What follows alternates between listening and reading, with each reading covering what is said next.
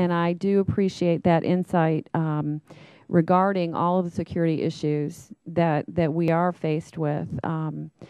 And I would just further that by saying that you've highlighted an area that I think shows just some of the hurdles and barriers that we're up against, which is that technology keeps building upon itself so quickly, and yet we're putting this on our physicians who are small business owners.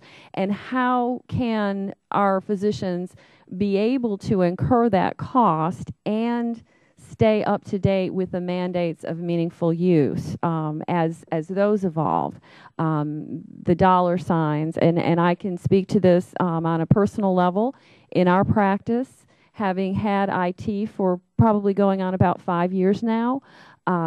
Now, in order for us to be compatible with meaningful use, we're going to have to encounter about another $20,000, and that's for the meaningful use as it is applied now, and not considering the possibilities of changes in the future. So thank you, Dr. Baumer. I do have a couple of questions, and then I will be yielding to our ranking member. To Dr. Elliott, I know you have stated that you have not put into place your IT yet because of all of the costs that you know you're going to have to incur. One, being a podiatrist, what is the percentage of Medicare patients that you see?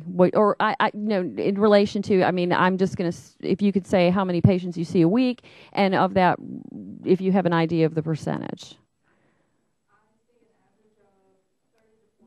I see an average of 30 to 40 patients a day, 4 days a week. So 120 to 150 patients, and about 15% is Medicare. The majority of those Medicare patients are hospital-based patients, the patients with the end-stage renal disease, diabetics, that being called for wounds or amputations, things along that line, the more severe type of foot conditions.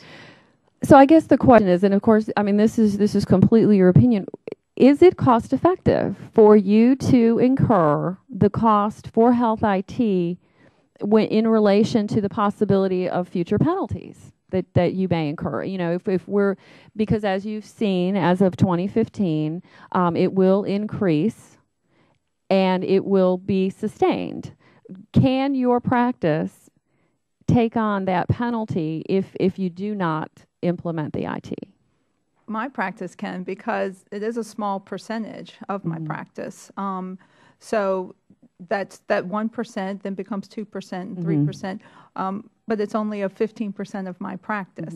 So if I was going to do a cost analysis and I had to outlay all this money, for me it might be a better financial decision not to implement. Not to implement it at all. Correct. And my big fear is what my colleague here went through, where you do spend all this money and in the future things change and you have to start over again.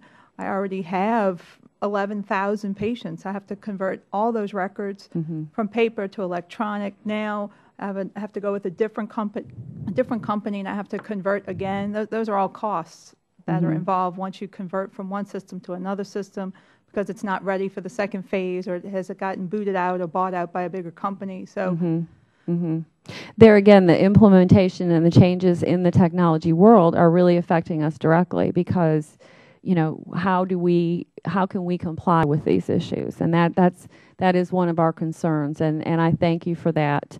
I will now yield to Ranking Member Richmond.